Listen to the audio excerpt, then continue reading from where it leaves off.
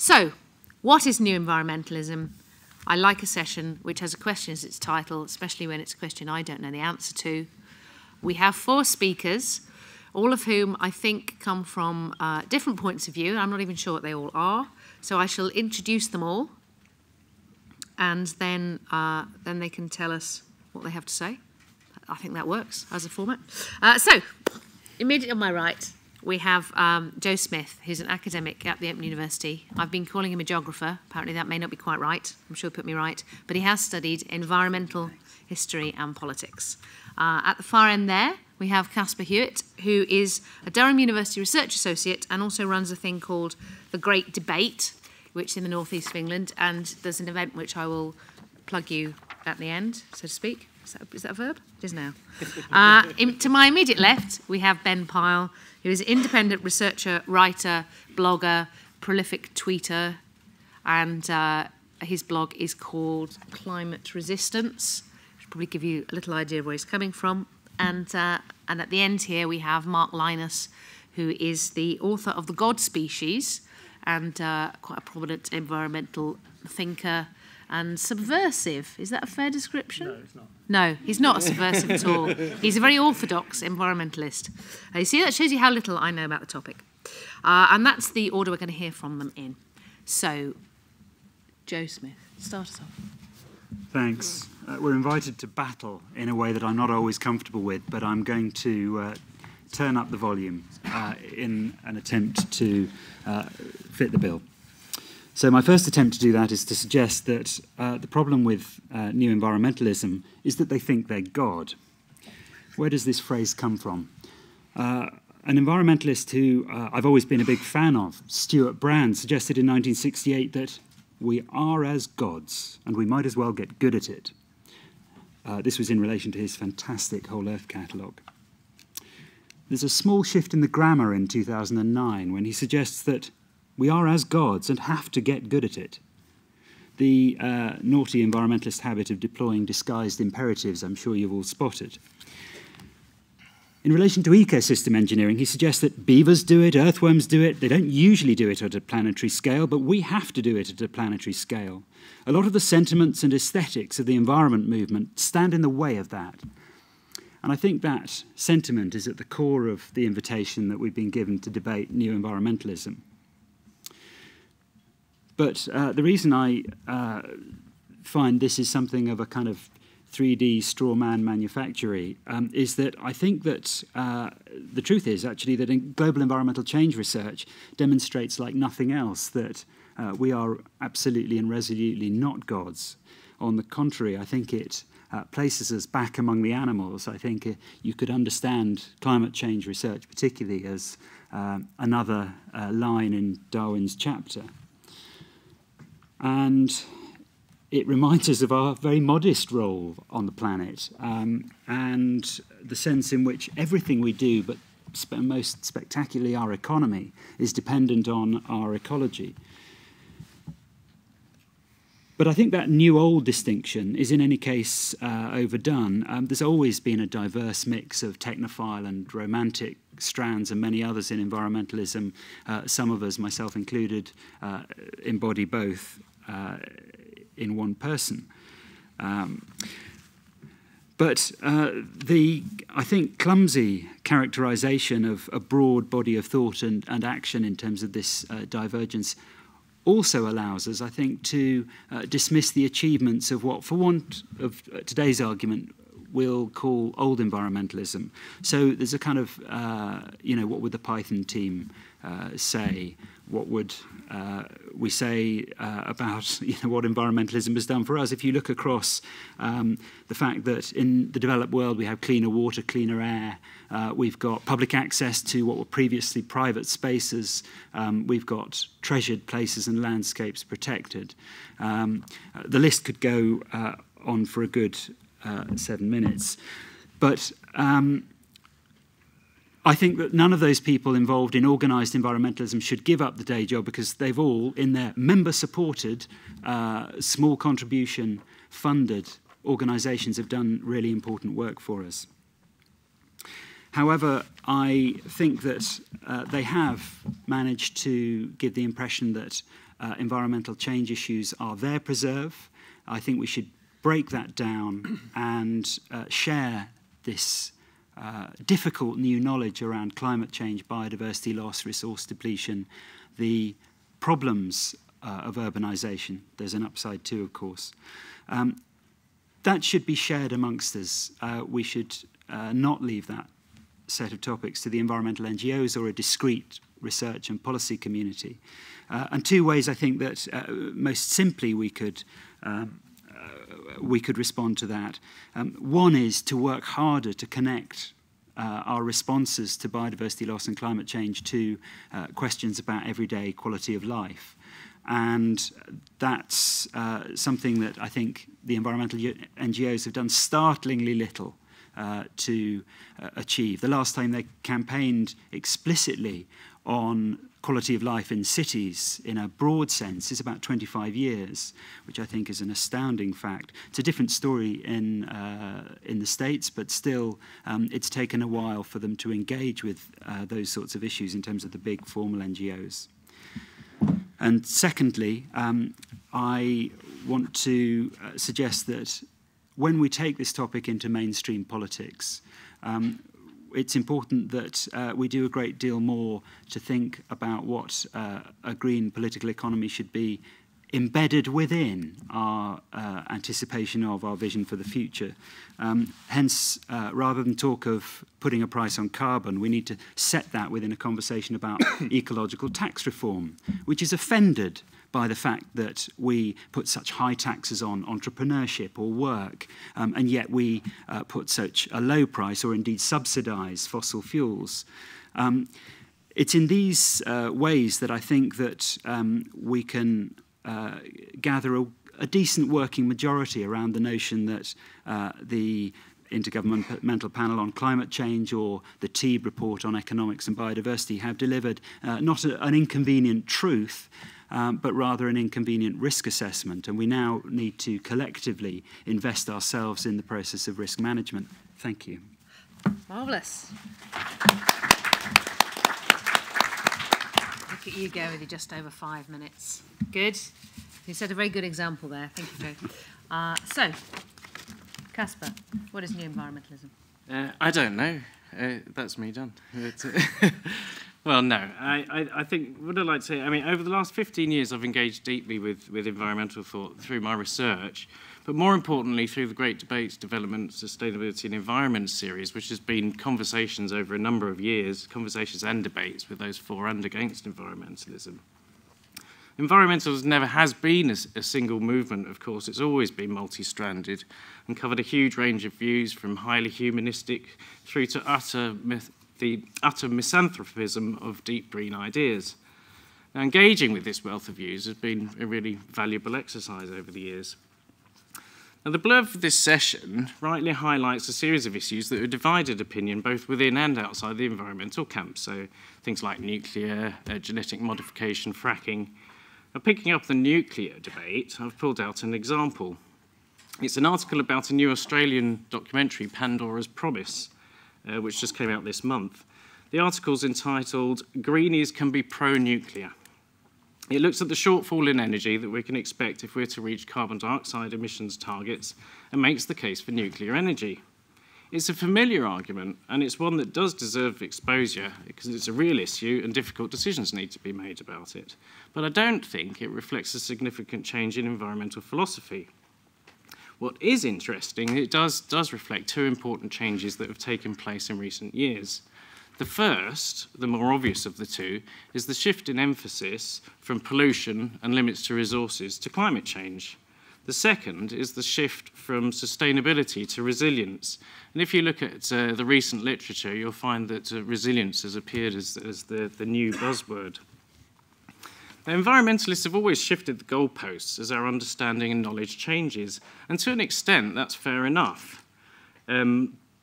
After all, once the hole in the ozone layer was solved, the problem with that by the ban on CFCs, there was no point continuing to campaign for that ban. Similarly with acid rain, these are actually real gains that were made by the environmental movement, echoing your point. There has been a tendency, however, in some quarters to fail to admit that some of the claims of the past have been simply wrong, and the limits to growth is the classic example of that. Now, a few years ago, I had some correspondence with Nordhaus and Shellenberger, who are mentioned in the blurb for this session. They felt that the Great Debate had been asking the right questions, and I think the same about them. They want the environmental movement to reinvent itself, and there's a reason for this. For them, as for many environmentalists, the big issue now is climate change. They argue that the traditional vision of environmentalists, in which the environment, in inverted commas, is thought of as a distinct thing, separate from humans, and open to technical solutions. They think that's a faulted one, which the movement needs to transcend. They argue for a move away from technical policy solutions to political ones, focusing on visions and values. I would probably argue the opposite, but they do rightly draw attention to the connection between environmental concerns and human ones. Their new Apollo project aimed to create something inspiring that would, in their own words, remind people of the American dream. What they think is distinctive about that vision is it's a move away from special interest environmentalism, in their words, towards one in which alliances can be formed with unions, civil rights groups, and businesses. This would be achieved through appealing to common interests in economic development aligned with strong action on climate change. I have a lot of sympathy for this idea, but I'm not convinced that they've moved very far, in that their central assumption about the importance of climate change remains unchanged. So, to engage with the questions posed for this session, what has driven the change? Well, one major thing is the economic crisis. It's inspired a new sense of dissatisfaction in all sectors of society, which is finding expression in the division and contradictions within the environmental movement. It raises fundamental questions about what we value. Do we want more for ourselves and other people? Why does the environment matter? What do we want to conserve and why? Now, these questions have always been there, and disagreements within the environmental movement over these matters have always been there. It's just that now they're at the forefront. The second question, what possibilities exist for new environmentalism to make a difference? Well, if we take the more pro-human elements of environmental thought, then the potential is huge. For example, the pro-nuclear lobby's recognition that we need to generate electricity is a good start point, whether or not they're right about nuclear in particular. For me, when we get people to buy into the idea of geoengineering, we'll be winning. We need to reject the paralysing view that human intervention in the environment is problematic. How often do we hear that it's human hubris that's the problem? I reject that absolutely. It seriously undermines our ability to solve problems. Now, to come to the last question posed, what do environmentalists think constitutes the good life? Well, I can't speak for them, but my idea of what constitutes the good life has never changed, although my understanding of how to get there changes continually. I believe, and always have, that the vast majority of the population deserve more than they currently have. I believe that we deserve to live in a better environment than we currently do. And much of my work has focused on this over the years, on improving the environment rather than conserving it or sustaining the present. I believe that everyone should have the basics of good food, plentiful clean water and heat, etc., but also freedom, choice, access to the latest technologies, entertainment, and free time to enjoy the better things in life. Now, in the early 80s, I thought all of that was possible and that none of it was inconsistent with an environmentalist perspective. For 25 years or so, I thought the opposite.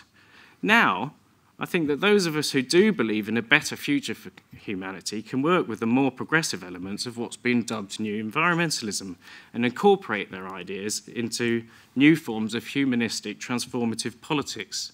So let's engage. Let's engage. Thank you, Casper. Yeah, again, got an eye before the red card. So, there you are, Ben. We have vision of cooperation, reaching out hands, all of us going forward to a better life and a better environment. You have 5 to 7 minutes. That's a tough challenge. You may not have noticed, but on Friday was World Vasectomy Day. And the Royal Institution in Australia, whose initiative this is and whose motto is bringing science to people and people to science, decided that there isn't enough awareness in the world about vasectomies. And so they declared that men all over the world will dedicate their vasectomy to planet Earth in a worldwide first vasectomy-a-thon. The main event of this was a live webcast of volunteers undergoing the procedure, followed by an equally nauseating discussion led by neo-Malthusian Paul Ehrlich. So I think World Vasectomy Day is interesting for two reasons. First, it should be obvious that vasectomies are not going to save the planet, if the planet even needs saving, but that saving the planet is a vehicle for some other agenda. And there's no real basis for giving what I think is essentially a very private decision, not just public significance, but global significance. And science used to be a morally neutral thing, and a way to discover the material world, but now it wags its fingers at people saying, you know, you really ought to have the SNP. And this takes me to my second point, that this epitomizes, I think, the old environmental perspective, that you can elicit from people a radical change in their behavior or obedience by appealing to ecological crises which are beyond their comprehension. And this isn't just new to individuals in a reproductive sense, it sterilizes politics, people's capacity to choose their own future. And I think this is what what I believe environmentalism actually is, but which I don't think new environmentalists have properly overcome.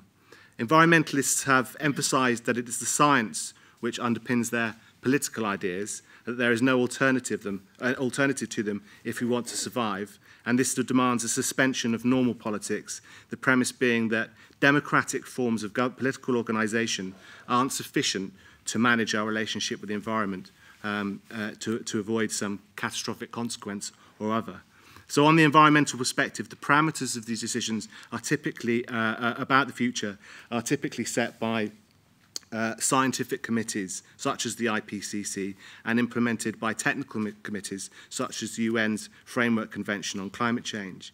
But the adequacy of these institutions aren't the subject of debate, and their legitimacy hasn't been tested by democratic processes. And I think that should make us suspicious that what's going on here, as with World Vasectomy Day, isn't as simple as reading off what is to be done from the scientific evidence. To criticise the political arrangement or to question it is to deny the science, to be irresponsible, to be unethical or motivated by profit or ideology. And I think that should make us even more suspicious, because it looks to me more like moral blackmail than reason. And so the main development I think that new environmentalism has offered seems to be the realisation that the policy cart was put well before the technology horse, and attempting to backpedal away from industrial life just isn't going to work. People aren't going to accept it, and agreement about it is simply too difficult to achieve. So I think now we can see a lot of revision of old environmentalism's objections to nuclear, to GM, and to lower carbon fossil fuels like natural gas as more pragmatic solutions to environmental problems. And there seems to be at last a recognition that dependence on catastrophic stories of mankind standing on the precipice has not been only counterproductive. These stories have lacked a basis in science at all. In other words, science has not been able to carry the weight of what I think has been expected of it to make moral, political and economic arguments work. And so now we see questions about the UN and IPCC's search for global agreements and whether or not they are fit for purpose. But I think the newer attempts to overcome the impasse of clunky top-down global policies and statements that exaggerate the extent of environmental change suffer from two main problems. And the first is practical. Like skeptics and so-called climate change deniers, new environmentalists lack the institutional muscle that old environmentalists have. So when faced with the sheer volume and momentum of climate and environmental policy making, correcting mistaken views of the science has zero effect. And I'm thinking here, for example, of Obama's recent State of the Union address, which contradicted flatly the scientific consensus on the relationship between climate change and extreme weather events. And so I think it's naive to think that the problems of debates about the environment can be resolved by simply locating the best science and emphasizing the best technical response to them. More policy and more technology and more criticism of ideology doesn't really correct the problem. The second problem then is that new environmentalism doesn't take a sufficiently critical view of the development of global organizations that are intended to deal with environmental problems and what they might be a response to. I'll try and wrap up with a few indications of where I think a criticism might begin. First, I think we need a much deeper and more historical view of the context of environmentalism's development. On the words of Nick Stern, author of the influential Stern Review, policy making is usually about risk management. And so I think we need to be asking questions here about when politicians became simply policymakers and when politics became about nothing more than managing risks.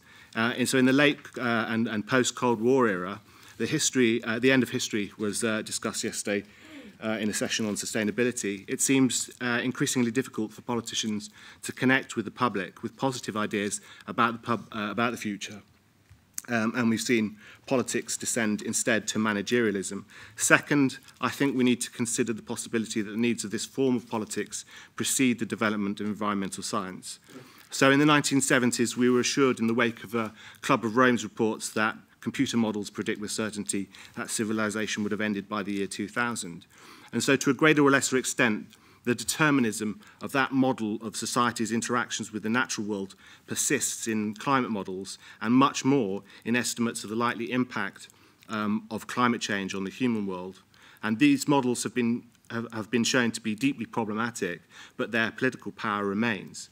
And the environment has become, unfortunately, an encompassing narrative which seems to be able to explain social phenomena such as poverty and inequality, which can be resolved simply by adjusting our emissions. Finally, I think, and in order to understand the real extent of environmental problems as they are, we need for a moment to put the science to one side, to first understand what is being expected of it, and to interrogate the presuppositions of environmentalism and science rather than taking those claims at face value.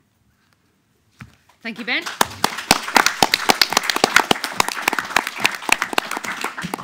Squeaked in within time. Good. Doing well today. All the speakers so far have kept to time. I wonder if we can get to the end of my chairing and keep that true. What do you think, Mark? Yeah, I'm going off. Okay, fair enough, Mark. Off you go. All right, hi everyone. I'm probably one of those new environmentalists that this session is named after. I have indeed hung out with Stuart Brand and Ted and Michael a fair amount over the last few years. But I don't think I accept the label, actually. I don't feel part of a movement which is distinguishable on any obvious lines from old environmentalism. And actually, I know from personal experience, there's an enormous amount I disagree with Stuart and Ted and Michael and all the rest of them on. So I think where I part company from the orthodox environmentalism is a slightly different delineation, actually, which I'll go into in a minute.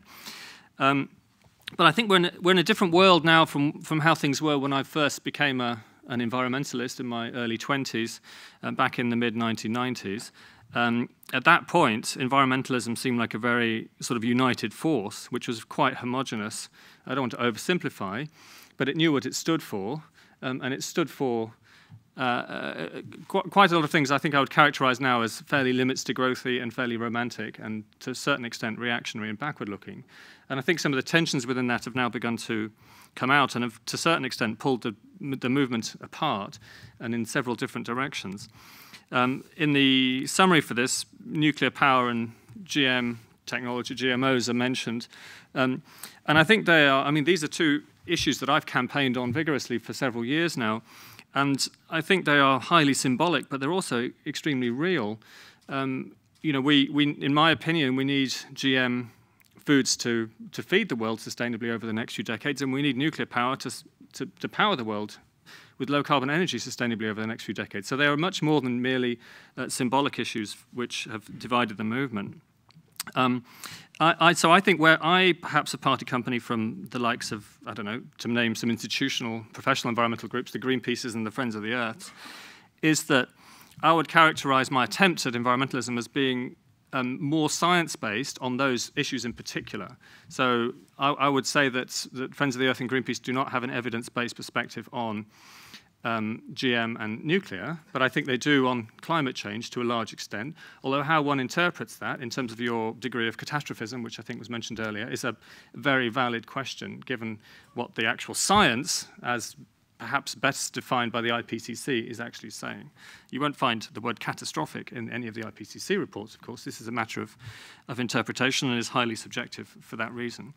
To come back to what you were saying about planetary engineering and the sort of hubristic aspect of this, in my book, The God Species, which was named after Stuart Brand's quote, I accepted it as the starting point that we are in this new geological era of the Anthropocene. So the Holocene is over. We're now in a new geological era, which is named after our species because we are, to a large extent, the most powerful geophysical agent on the planet, and indeed the most powerful agent of evolution. We apply more selective pressure to most of the higher level species on the Earth than any natural forces do. So planetary engineering is a de facto reality. That's what we're doing. We've pumped CO2 up to 400 parts per million, higher than it's been for 3 million years. We are changing the temperature of the planet. All of the forcing factors which are identified by the IPCC, the radiative forcing elements, whether they're negative like sulfate aerosols or whether they're positive like methane and CO2, are anthropogenic. So these are human levers on the planetary temperature or the Earth system, which are very clear, and thereby give us the decision, assuming we can take a decision on a species level, of what temperature we want the planet to be. So the idea that we can not geoengineer is, I think, a fallacy, because we are geoengineering. The question really is one of intent, and whether the outcome is one which is unintentional and haphazard, or whether it's one which is more determined because we've made a decision about where we want to be at the end. And that's, I've had a lot of experience as a negotiator in the UNFCCC. I acted when I was advisor to the president of the Maldives in that institution for far too long, and endured many, many sleepless, miserable nights of total failure, precisely because this was a site of such delicate and intense negotiation between such different perspectives. The Indians, for example, would never agree with the Maldivians. The Maldivians are trying to save their country from sea level rise. The Indians are trying to develop their nation and get out of poverty on behalf of 1.5 billion people. There's a very different and very colliding perspectives, which entirely came to the fore, and it's because of those collisions that the UNFCCC has made so little progress. So I wouldn't characterize it as being some kind of vehicle where there's a particular policy perspective which is being carried forward. I don't think that's the case at all.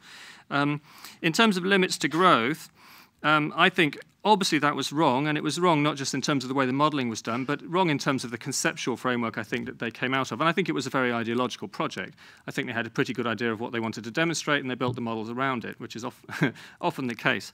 I would more agree with the geographer Earl Ellis, who says that human history is about the transcendence, actually, of ecological boundaries, which have previously been considered to be hardwired. And people sometimes ask me what the world's carrying capacity is. Well, if we're hunter-gatherers, the carrying capacity is probably about 50 million globally. If we are in an advanced industrialized civilization, it's clearly 7 billion and counting, because we are not in a catastrophe, despite the fact there's some very clear negative environmental trends, of which climate change is one.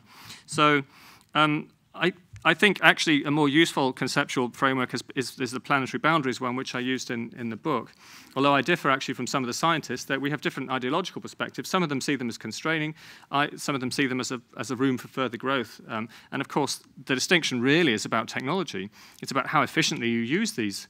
You use the resources, because even if you consider there to be a fixed physical limit of CO2 in the atmosphere, which was suggested at 350 parts per million, so where we were in about 1970, for the planetary boundaries group, how we get there, of course, depends on the technology. It doesn't mean to say we have to switch off the lights and go back to a pre-industrial civilization, much as some Greens might like it. Hence the nuclear. We've got no fundamental thermodynamic shortage of energy on the planet. If you look at fission, fusion, and even solar power and some of the renewables, there's enormous capacity for future growth and to come in within the climate change planetary boundary at the same time.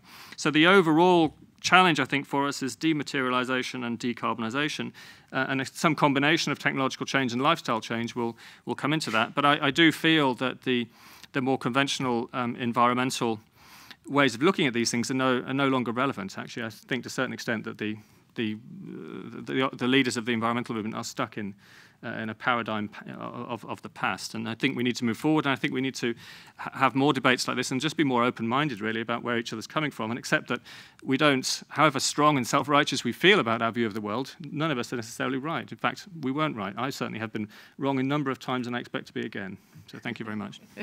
Thank you very much. Okay, listening to everybody here, I would never have said that I was an environmentalist particularly. I've always been much more interested in humans. But on the other hand, obviously, I don't want to live in a polluted, unpleasant planet.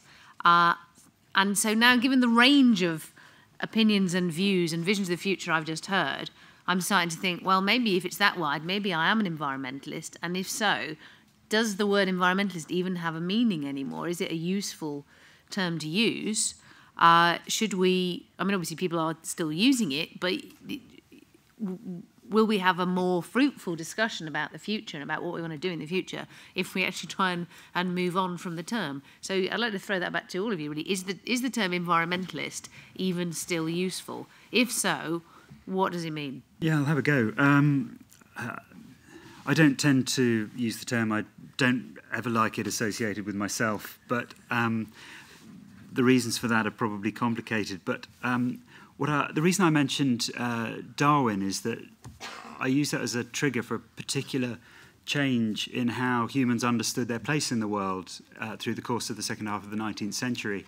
You could say we're still actually coping with that dramatic change in our order, place in the order of things. And I'm interested in the way that climate change particularly, but I'd add in the way we think about extinction and biodiversity loss as really revising again and extending that idea that we're human animals rather than some sense set apart. What people then do with that philosophically can sometimes be frustrating and I think weak. But the phrase Anthropocene has gained ground in the last few years, and actually I think in using that phrase we need to be quite careful to not take it as read, but actually inhabit it and shape its different meanings. And in that sense, we're all in the Anthropocene now is maybe a more helpful frame than we're all environmentalists now. Okay, what about this side of the table? I mean, what does environmentalist mean today? Does it mean anything? Probably not, because I think most people would put themselves in that camp. It's been mainstream for a very long time, so I think it's become less meaningful over time. But I mean, for me, I mean, in the early 80s, when it wasn't so mainstream, I was quite happy to call myself an environmentalist, as well as lots of other things, because I didn't see that as in contradiction to any of my other thoughts about human beings and so on. But as it became more mainstream and all that stuff about all the stuff that was wrong really came to the fore, I would have nothing to do with the term. So I think the term changes its meaning at different times, and perhaps it's changing its meaning again now. I'm not sure. I would like to just pick up on this thing about us being back among the animals, though, because I think quite the reverse. I mean, animals don't do research and understand climate change, and animals don't have the ability to recognise that we've got an impact on the planet and to act on it. So, to me, that doesn't make sense at all. Just to check, Casper, you're suggesting we're not animals? No, I'm suggesting that human beings are not like any other animal on the planet, in that other animals cannot do research and cannot understand these things or act on them. Okay, great, good. I love it when a good schism opens up early in the session. Ben, are we all environmentalists now? I've always thought, the point was made earlier, environmentalism has always been a constellation of ideas, some of which are advanced consciously and some of which just sort of happen by default. And I think the way I try and characterise it is to, well, certainly in terms of political environmentalism, is to posit a need for institutions that are essentially outside of democratic control is a very broad and general definition of it.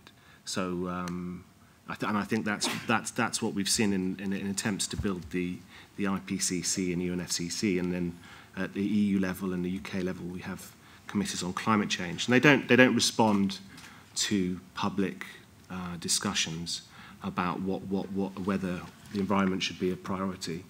And so I think it's an inherently problematic phenomenon in that respect. But I think nobody wants pollution. Nobody wants there to be climate change. But I think they probably do deserve to have a discussion on how to approach those problems that's being denied. And so you seem to be suggesting a very historically specific definition, which is not actually anything to do with what you think about the environment, but which is entirely to do with your attitude to politics more generally, and how we should approach things politically and socially, rather than what the problem is and what the answer is. Is that what you're saying? Oh yeah, I mean, I think there are cascades of assumptions that sort of open up when we try and sort of pin those things down. So I guess that there's a presupposition when you say that the environmental problems are such that they're beyond the understanding of people, ordinary people, such that we couldn't sort of take a vote on it, and we can't have a public debate on it. And I think Joe's point about animals refers here, and it's true. You know, if you take the view that we are animals, then you probably do take the view that democracy isn't the best way to sort of manage cleaning up the cage that we're in. Did you hear that? Yeah, he just called you a dictator, Joe. It's only fair to let you come back on that before I come to Mark. I'm sorry. Look, we're 7 billion animals, and most of us happen to live in democratic systems, and I'm expecting to live with one, you know, through the rest of my life. That is, of course, the context in which every government in the UN system has been involved in, most of them democratically elected, a system that results in the UNFCCC. It is delivered by a UN process, most of which has been supported by democratically elected governments. And just, you know, it's worth logging a bit of the polling on climate change. From the early 90s, between 40 and 60% of the population have been concerned or very concerned. The statistics more recently leave the figure at somewhere between 60 and 70%, and that's now including the developing world. The vast majority of human beings are aware of climate change science, and that itself relates to the fact that we've got a lively politics around it. Do we have a lively enough politics going in the right direction? Well, I mean, that's what we're going to spend the next half an hour on, you know. Okay, I'm sure you'll want to come back at some point. So, Mark, how would you define environmentalism? Is it even still useful? If so, is it about your political attitude to people or the environment or what?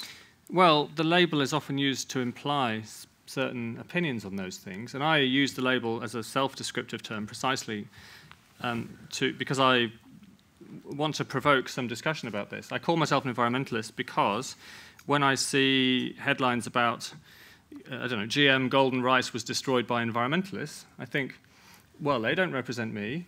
I'm a pro-golden rice environmentalist because I want to see something done about the vitamin A deficiency problem, which kills 6,000 children per day, you know. So I think the conventional narrative of what environmentalism stands for, I think, is what I'm trying to challenge, and I think increasingly is being challenged. And I just think I would quite like environmentalism to disappear as a concept, actually, because I think it's too black and white, it's too them and us, it's too Manichaean, and a lot of people who do describe themselves as Greens or environmentalists. I mean, say the Green Party, which obviously does have the G word. I think the ideology of the Green Party I disagree with fundamentally. I'd rather vote Tory than Green, even though I describe myself as an environmentalist, because I disagree with so much of what it stands for. So these things are much more open, perhaps, than they used to be. And just on the animals thing, I mean, how can this even be a debate? Of course we're animals. Of course we evolved from the biosphere. We didn't come from some extraterrestrial source, but we have evolved a tool-making prowess, which is far and above anything that any animal ever came close to in the past. I mean, crows can pick at anthills with sticks or whatever, but you know, here we are using amplified sound, living in a civilization of 7 billion people, and we have developed a self-consciousness which no animal clearly has done before, and obviously that gives us both the ability and, I would argue, the responsibility to tackle some of these fundamental questions. Marvellous. OK, we've now got approximately half an hour, so I'm going to come out to the yes, there go the hands.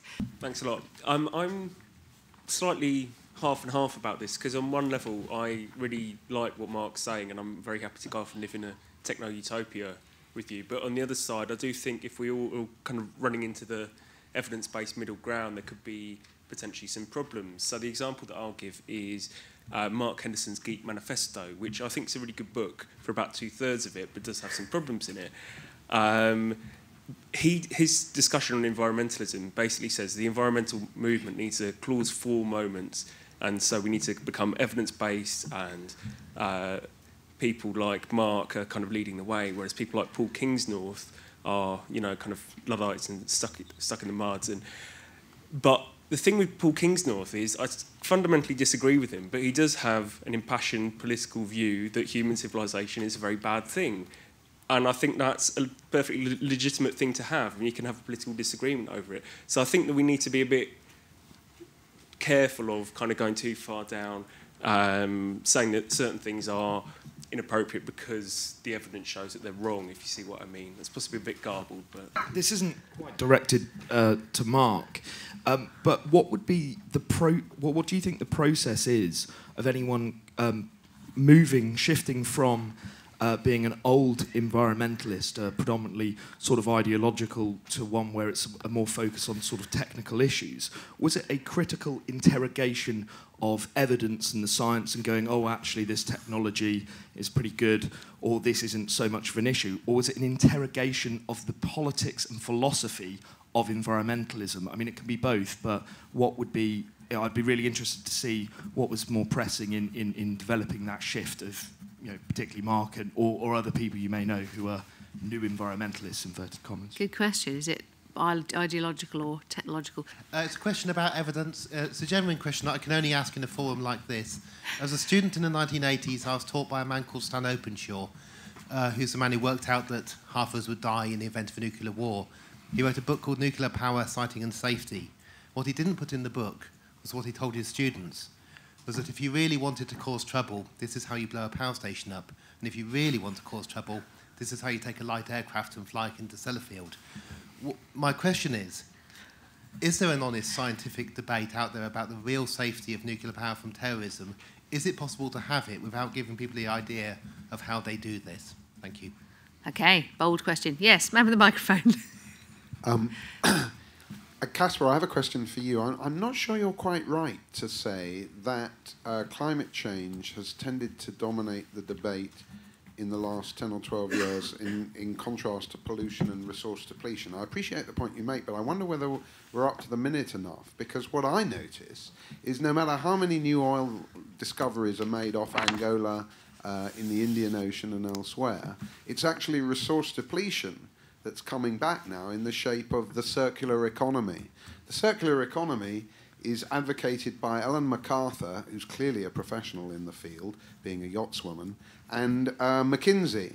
And I think the fact that the emphasis most recently, given the moderation in temperature increases, which I don't believe is anything to write home about, but given the public perception of a more slowly warming planet, McKinsey and other people have exactly moved to this technological solutions to perceived environmental problems by advocating that we do a sort of upmarket German high-tech recycling of everything, and there's no waste at all, and everything becomes circular. I think that's the thing that's being promulgated by the Royal Society of Arts and by many government departments now. So I wondered if you'd come back on the circular economy. Can I just end by saying, I'm evidence-based.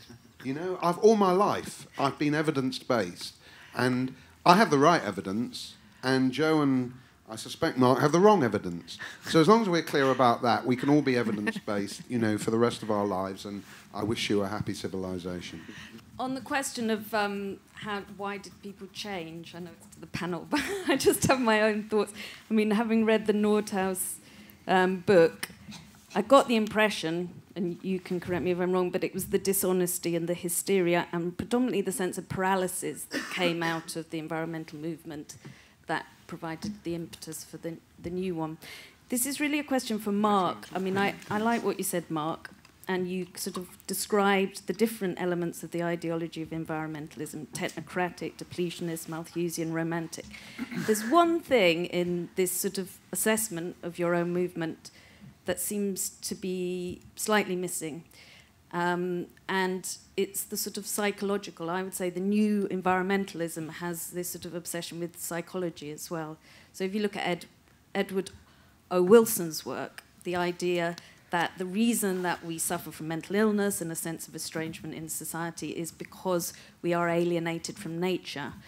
I think that's an incredibly powerful idea in terms of the new strands of environmental thinking. And if we can't challenge that, which is a very direct attack on human subjectivity, it doesn't matter how much you want to do something and challenge the paralysis that's associated with environmentalism, we won't be able to act, because the association of humanity with animals, with brain science, and with psychology is probably one of the most dangerous strands of contemporary environmentalism.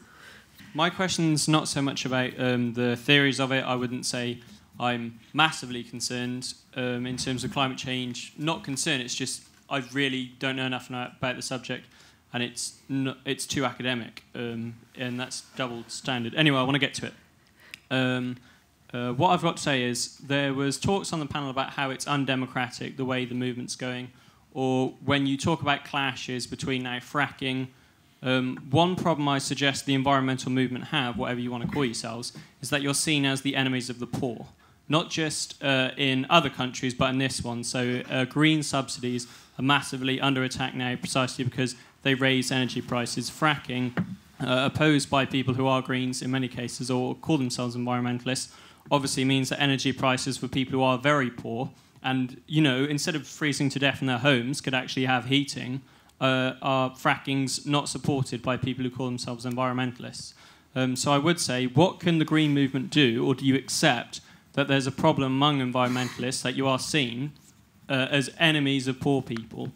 And also, on the anti-democratic side, would you advocate, as perhaps I would, in terms of the local environment and quality of life, not having it run by the state, but having it mutualised and be cooperatively owned by the people who live there, so they actually feel an ownership over their environment and care, as opposed to it being a purely academic discussion by middle-class people who don't live in those areas? Yeah, I think the chair touched something very interesting, which is environmentalism still about the environment? Example, Spain, spending 8 billion every year on solar and wind energy. Of course, it's not their money, it's EU money. But anyway, if they keep doing this for the next 20 years, they will delay global warming for 3 days. Kyoto, it's never going to be implemented. But even if it were implemented, it would delay global warming for 5 years in the course of a century. Second example, very quickly, the new recycle bins, the ones that whenever I have a tuna kind of can, I have to go to the garden and throw it in one of the 5 new bins. So there is a lot of evidence from various city councils that actually it hasn't worked. Actually, it hasn't kind of improved. We don't recycle more with them. But yet, city council after city council adopts these new recycle bins. So if it's not about recycling more, is it about what? Is it a good practice? Is it about kind of imposing a new morality or something? Because to me, it doesn't seem like being for the environment. Okay, lots of points from the audience. So panel, obviously, don't feel you all have to answer every point. Mark, would you like to start? Yeah, I'd probably better address the nuclear power and terrorism point, or that man there's going to shout at me, I can tell. I think if you flew a light aircraft into a nuclear power station, you'd do a lot less damage because of the shielding than if you hit one with a tsunami, such as happened in Japan on March the 11th, 2011. So we... From that situation, which led to 3 really catastrophic meltdowns of the cores of 3 boiling water reactors and the release of a large amount of volatile fission products, we know we have a pretty good real-world case study of what the worst is that can happen, at least of a Western-built reactor, so park Chernobyl for one moment. The human impact, because of the evacuation and some of the procedures were fairly successful, is that there have been no fatalities caused by radiation. There have been no clear injuries either caused by radiation. So in terms of the human impact, the real damage is the 80,000 people who are still displaced from their homes because of the fear of returning to an area which is more radioactive than it was before. Now, obviously the question is whether that lingering radioactivity is sufficient to do actual damage to you or to be carcinogenic. And the evidence there is very unclear. And certainly people are much more scared of radiation than the scientific evidence suggests they need to be. I mean, you're probably more likely to develop cancer through particulates living in a busy city than you are through the extra radiation of living in the Chernobyl exclusion zone. But the statistics there are sufficiently uncertain that you can't prove that to people, and people's sense of fear, I suppose, is something that it's a deep cultural and psychological thing, and at a certain level you have to respect it. The way that the evidence points is sufficiently controversial on that I can't say I would want to go and live there personally with my son Tom, who's down there now.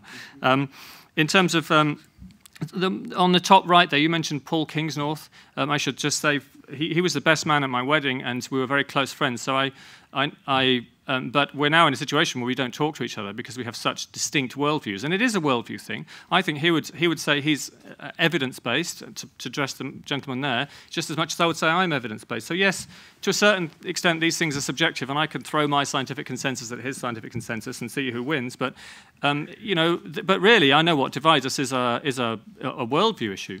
He has I would say, I don't know, a more poetic, I would characterize it as a romantic, in fact, I would characterize it negatively as misanthropic worldview. I don't see human civilization as a bad thing. He does. Well, that's up to him.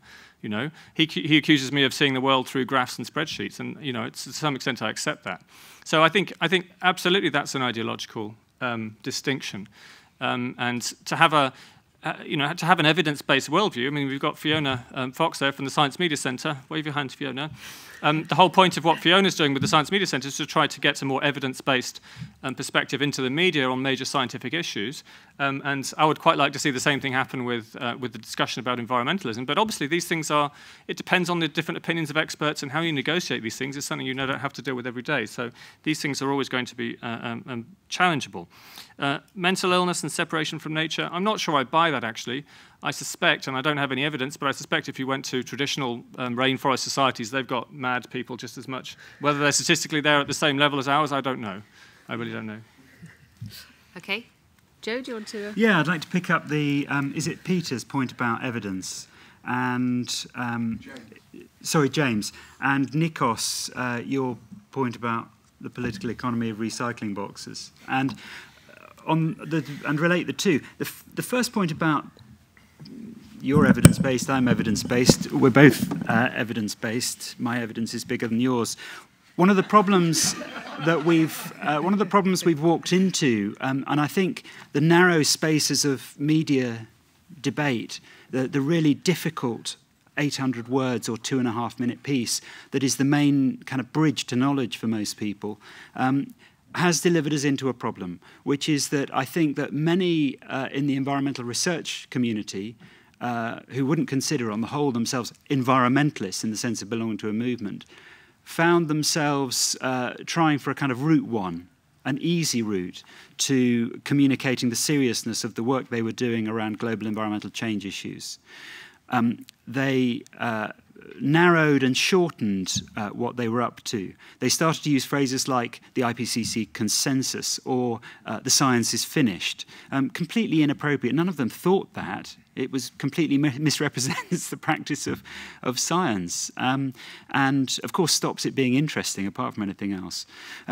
And that's why I use this playful phrase, an inconvenient risk assessment. I think it's important to understand the IPCC process as an incredibly ambitious review process that seeks to hand across the table a risk assessment.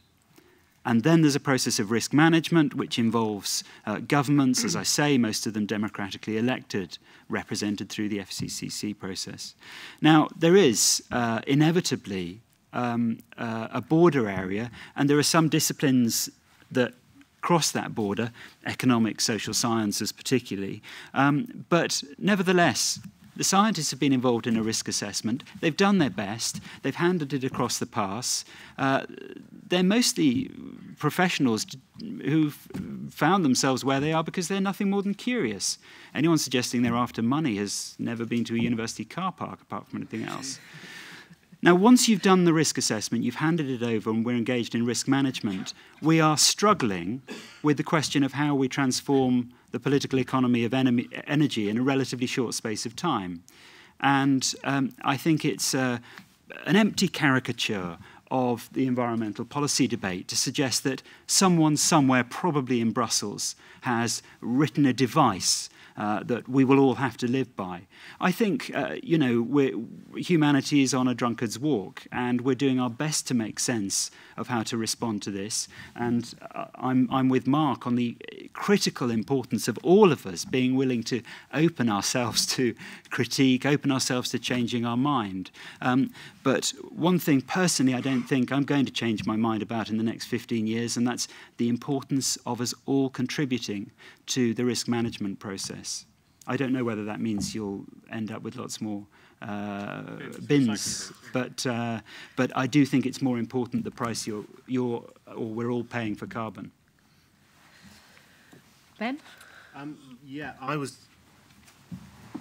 took this point about the psychologization, or for want of a much better word, of the climate debate or the environmental debate, being part of the. I don't think it's part of the, new environmentalism as we've conceived it in the blurb.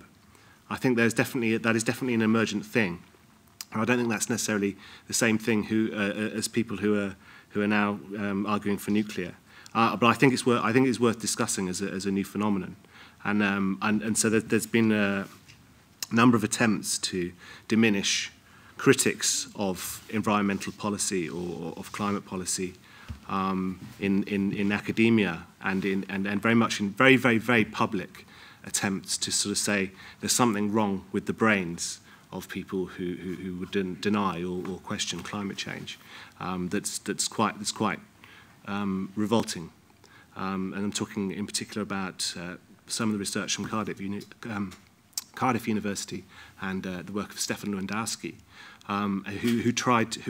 they've attempted to draw lines connecting what they call conspiracy ideation to climate change skepticism, and not really felt any resistance within the academy to those ideas that really belong in Soviet Russia, or worse, perhaps. The worse one. I think that raises questions. All of their own. Never mind whether is climate change happening or not. And then I think this ties in to a greater or less extent this kind of the Geek Manifesto stuff. Which I haven't spent too much reading on, but there's this kind of emphasis on evidence and science and engagement and communication, which sort of seems to not really realise people aren't engaging. They're not really receptive to the communication.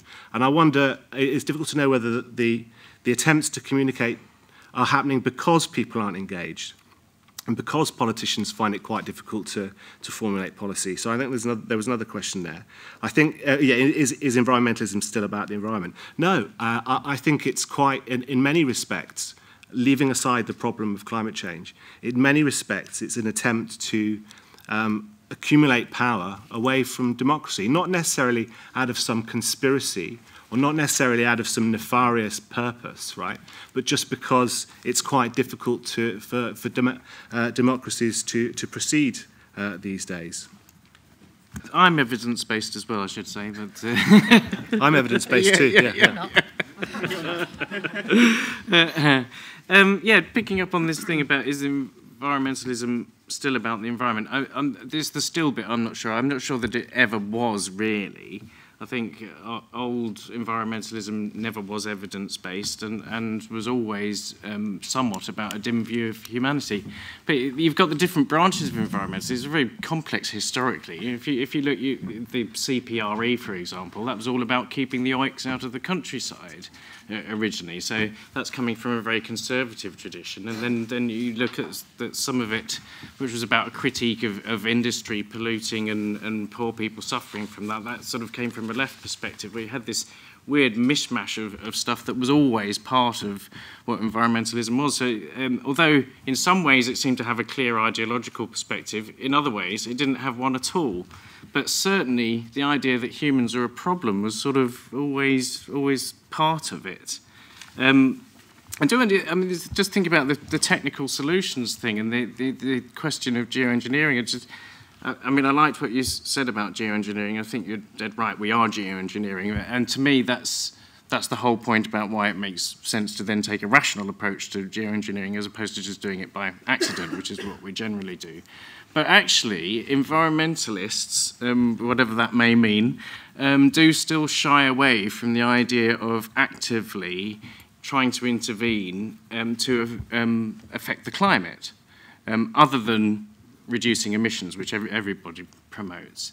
And I think that reflects something, and that comes back to this idea of human hubris, which does still run through the discussion and is really problematic. On the resource depletion thing, I think that's, some environmentalists, like I say, a lot of what we call environmentalists have never been evidence-based, and especially those who talks about running out of resources have never been evidence-based. The limits to growth, the goalposts have always moved. Right from day one, we knew there was more oil than they were saying was left, and now we know there's 5 times more than that, and that's without fracking, and so on. But that's never actually altered the mindset that says resource depletion's there. But that's not the main framework in which environmentalism is discussed today. And I think there are assumptions, I think, in the circular economy and recycling and all that stuff that, again, have always just run through one branch of that thought, and that will always be there and won't go away, whatever the evidence is, I suspect. Right. I don't know if that answers the question. We have less than 10 minutes left, and I'd really like to take everybody. I just wanted to come back to the, we're all environmentalists now type, and one of the themes still, an overhang from old environmentalism definitely still seems to me to be the whole idea of people having to change their behaviour. That's one thing that hasn't altered. And I'm wondering, is there a connection by the way, I think it's a disingenuous point to say that because the UN's climate change body has happened with the agreement of democratic elected governments, that it's somehow itself an emanation of democracy. That I dispute.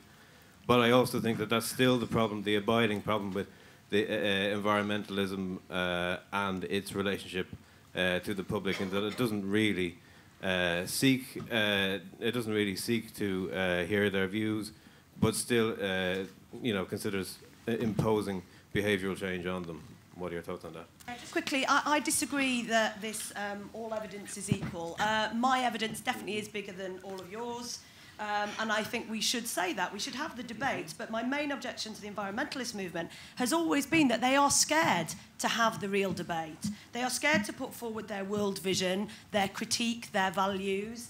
And, they're against GM and nuclear and all these things because of values, because of ideology, because of a worldview. But they argue it on the basis of science. They say we should be against GM because it's dangerous, because it kills you. They say we should be against nuclear because of the dangers. So they are not honest. And I think we should have the honest debate, but I don't think that we should accept them misusing and dressing up their ideology. I have to say, Monbiot is an exception to that. I have to give him credit for that. He does argue his worldview. He says, I would eat GM, drink it, sleep in it. I object to it because we shouldn't go there just because we could. We should go back. We should stay in this kind of world. And good for him. Let's have that debate and not misuse the science. I was talking to a science broadcaster recently. I think Timandra was there, and I said that I would rather fry in a democracy than survive in a non-democracy. I'd rather fry in a world that had regard for national sovereignty than survive in a world that didn't. I was being slightly facetious. I don't think those are the options that confront us. But I wasn't being entirely disingenuous either. And I want to put this to the panel in relation to their worldview and exactly what kind of a premium they place upon democracy in relation to the climate. I think one of the reasons for the new environmentalism phenomenon might be because it's really hard to sustain the rhetoric that countries, much less the whole world, should be organised on a war footing in which democracy is suspended or eroded in various ways. It's really hard to sustain that, although some people are still arguing for it. What do the panel think? Whatever you say, that there's not the investment for wind farms. The government is having a big problem right now finding this 110 billions for the wind farms. Whatever environmentalists say, without private investors investing in this decarbonisation agenda, it just won't happen. Where's the money going to come from? You can't imagine it out of thin air, and you can't put it on people's energy bills. And it's quite interesting that The Sun started running a campaign. I'm sure nobody here has read The Sun, but there is actually running a campaign against green climate levies, and I think they might win the argument. Okay, thank you. The previous speaker actually used to write for The Sun. Yes, here. Yeah, mine was a continuation of that one up there. It was about the economy. And I was just asking, really, Mark and everyone, isn't the new environmentalist movement, isn't it basically factoring the economy into the environmentalist movement in terms of putting the value on rainforests? It's something we haven't talked about in terms of putting the value on biodiversity, in terms of how much we want to keep, because obviously that provides us with new chemicals and new methodologies that we'd never have thought of before if it hadn't been there. So how much do we want to retain? How much is that worth? The amount of money that we want to put into real waste management and, of course, atmospheric security.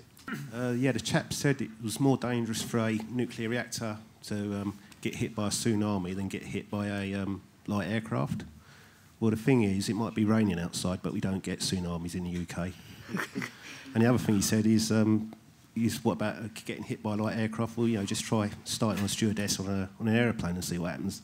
There's been a bit of discussion, only a small bit, about the left and the right. Now, to me, a large part of the last 30 years, the cultural left and the Greens have been fellow travellers, same people, whatever. So this is the short version. Do Mark and Joe actually consider themselves of the left, or does it help you, or is it meaningless anymore?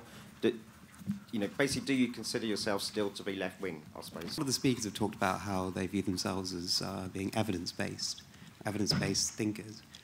And at the same time, we wanted to see decisions about climate change made on a democratic basis. Does the panel think that with the state of public education about science and science knowledge, it's possible to have decisions made on a democratic basis and made on the basis of evidence, which is often very, very complex and difficult to understand for the layman? And if not, is there anything we can do to improve that process? How do we stop environmentalist movements fragmenting into single-issue campaigns which dissipate energies? Fantastically brief. Round of applause for that woman for being so brief.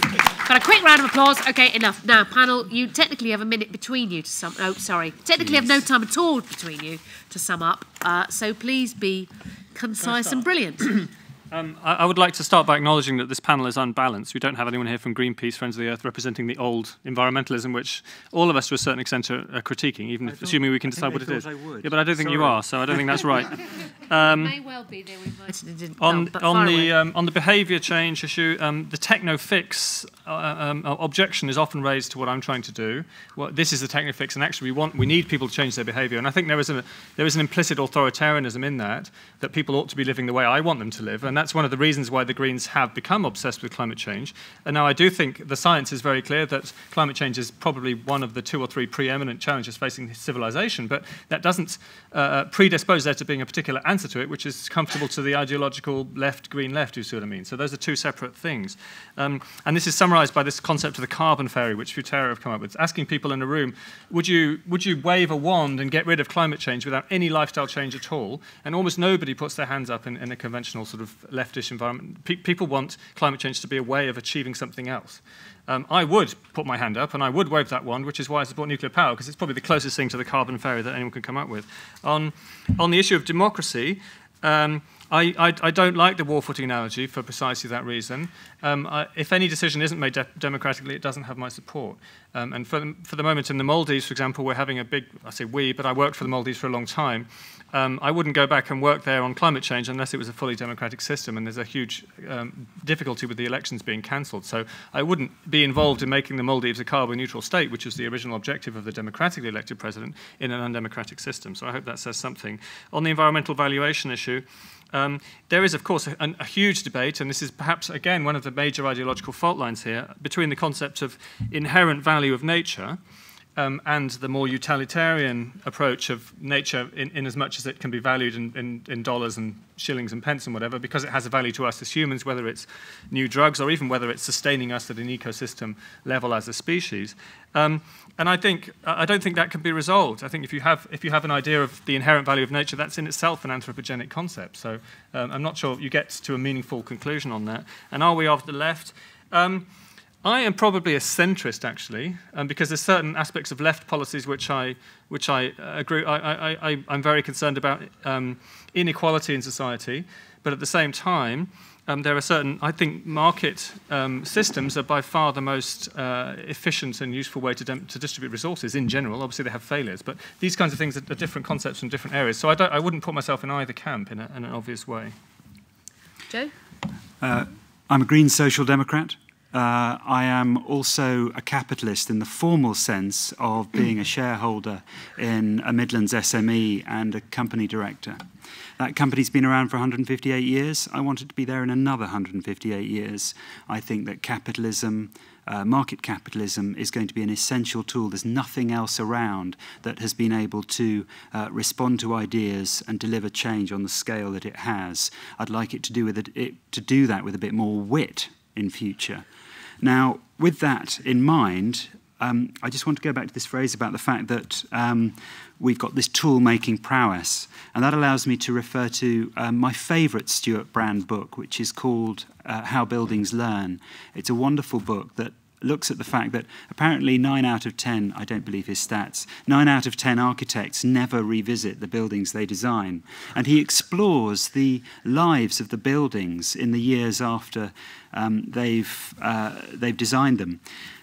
I won't go into it more than to just pull out one thought from that, which is that I think we need to learn how to look after our creatures. There haven't been many women represented on the panels I've listened to, or this one that I'm on. Most of my good ideas come from my wife and collaborator, Renata Tischtruk, and I've drawn on her writing about how we might reread the Frankenstein myth as a parable about how we need to look after our creatures. So it doesn't dictate to us what... we shouldn't have one answer to GM. It shouldn't be a binary about nuclear.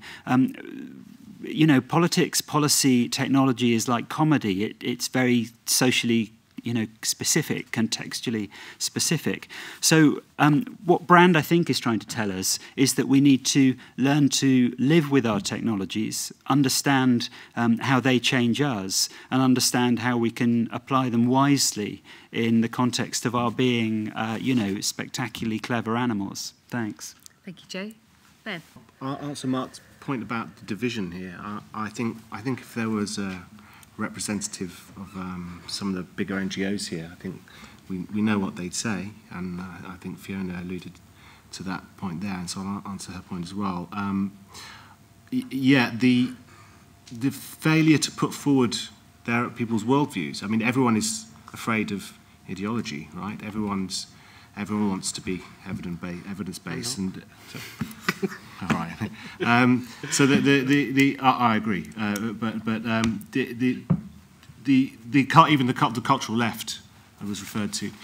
No one will put their hands up and say, I believe this in spite of evidence, right? So, but I think that should raise a question of what role science is playing in society. That there may be an answer there closer to home, right? What is it? And if it's to start saying, well, we should be living like this and we should be having vasectomies, then there is a problem with the role that science is playing in society, and that perhaps it should step out a bit and not to blame science or scientific institutions for a degrading of democracy, but that it does probably need further discussion. And I think that discussion is much bigger than the climate debate, and it would be a good thing actually if we could have that debate aside from the climate debate entirely, and when we do have debates about the climate, we didn't put science on one side and apparent critics or deniers, as they're called, of certain scientific theories on another. I think that's another problem entirely. Thank you, Ben. Casper. A couple of things, and I actually think climate change is important, but I don't think it's the biggest issue facing humanity at all. So I think that's one thing that those of us who think that should make that really clear. There's lots of other human problems that are far more important. I quite like Lomborg's approach. I think he might be classed as a new environmentalist, but again with a different approach. I mean, he actually, looks at what bang for your buck you get from geoengineering and from interventions in human health and wealth and all these things, and says that's much more worthwhile than trying to reduce carbon emissions, and it makes a lot of sense. But just to finish with, really, I mean, to Andrew, you said you're an optimist. I hope I didn't come across as not an optimist, because I'm certainly an optimist too, because I believe in humanity. And I think we can solve problems, social problems and environmental problems, if we have the will to do so and the belief in ourselves. Well, what a great note to end on. Thank you very much to all the speakers.